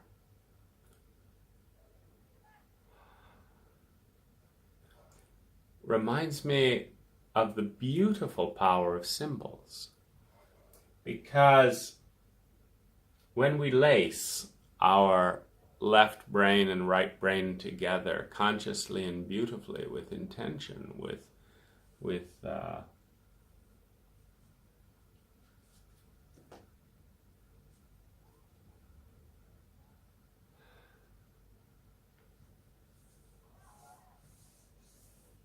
see, this is not, well, the left brain processes a maroon color in a gentle curve. My right brain processes, first of all, there's an immediate shape of a woman, like the Mona Lisa or the Virgin Mary kind of swaddling a child. So instantly there's the pleasure of the mother loving and devoting to a child. There's the delight of that. There is the delight in the dimension of that. There's the delight in the boundaryless. So I'm that mother, and the love for that child. And it's fascinating, given my histrionics against Christianity, it's fascinating to see, you know, it's symbolized by the Christ child. You know, the love for the Christ child. And the dance between those two.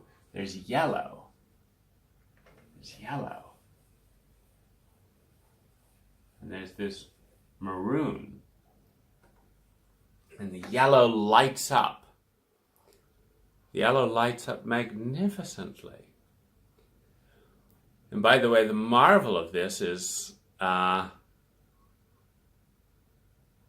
not, you know, I've only done MDMA a few times therapeutically. And this is generating in this field, we're creating this together. I don't even like opening my eyes because the dimensionality is so much more beautiful. And then there's this black line, and it's hard to know where it is, but there's, you know, sadness and grief and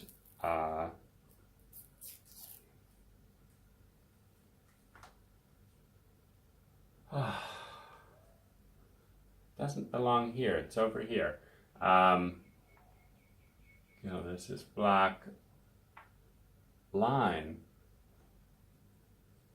And it's almost as if there's two parallel realities. There's the reality of that. There's the reality of this. And they don't go hand in hand, so they're two different they're two different realities. And so the reality, this comes in up from the memory of another dimensional space.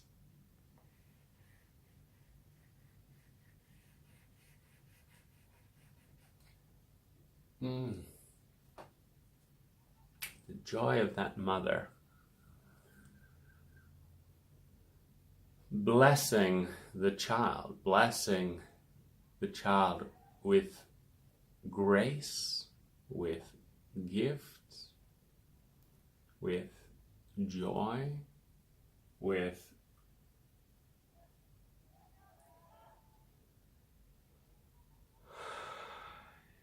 it's such a symphony of colors. It's so bright. It's so incredibly just hooray, it's so bright that it needs more dimension. And this is the domain in which symphonies, not all, but and I can see the stodginess of the whole. This is the domain in which symphonies of light, symphonies of joy, symphonies of beauty, symphonies of beauty come into being. Colors, sounds, things that lead to depth perception of this state. It's just so amazing. And I'm feeling the sadness right now because when you're a trauma survivor, one must collapse things into their boundaries. And so when I as a trauma survivor go to a celebration along these lines, when I as a trauma survivor go to a celebration along these lines, I map out and reduce the symbol to the limits of the symbol.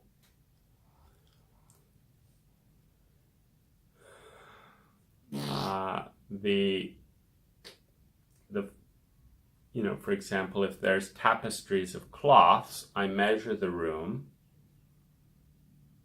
I measure the cloths. I measure, will they hit my head? I measure this. I measure this. I measure this. And when I have completely finished measuring the boundaries of the symbols, I then reduce the magic to the size of the symbol. So this would be the way I would look at a drawing like here. I would say, okay, what have we got here? A piece of this. And then I would say, what's the big deal? That part of me reduces the entire multidimensional experience of existence down to the symbolic representation of what's here and now in the physical plane, and brings it into question. Now, what my right brain does is the exact opposite. My right brain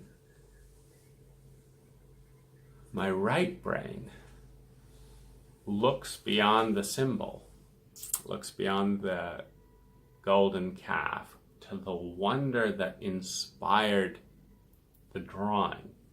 So it's very much like if, as an artist, looking at the beauty of your face, the beauty of your heart, the beauty of your heart and love, the beauty of all of that, and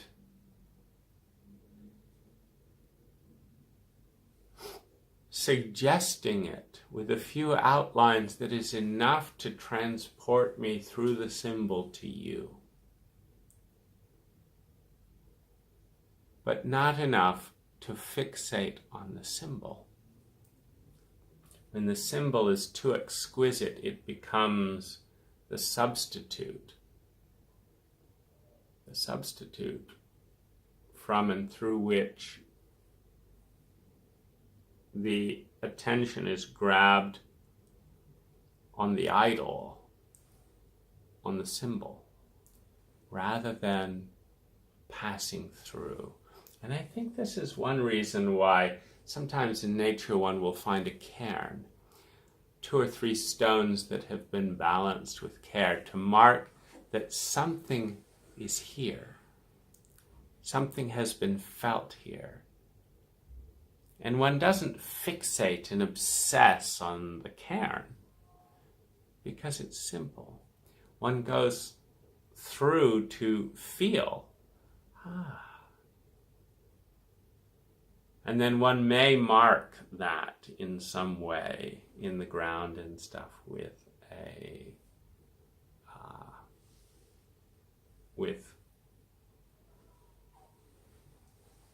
branch, a bit of pine cone, a little bit of hemlock or fir. Just marking a little bit that honoring was done here, to honor, to allow oneself to feel, to be changed by,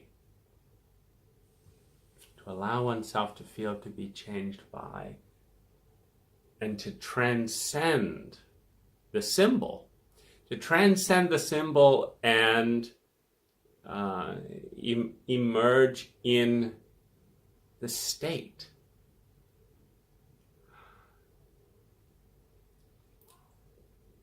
The state opened up by the energy.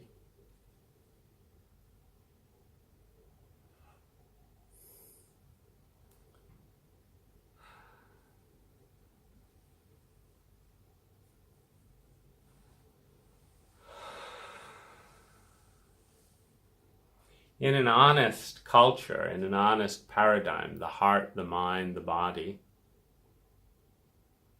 receive equal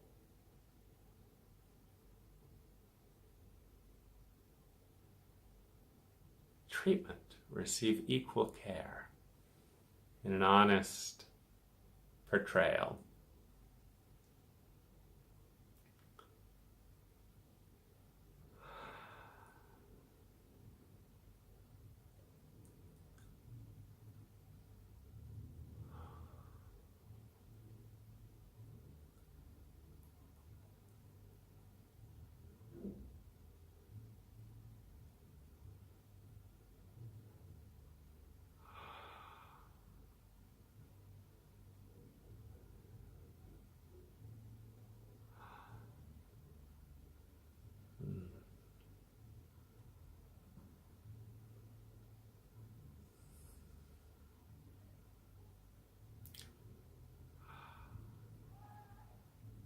Taking time to feel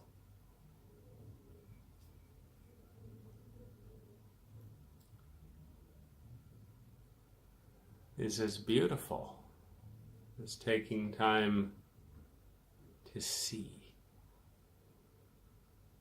with feeling.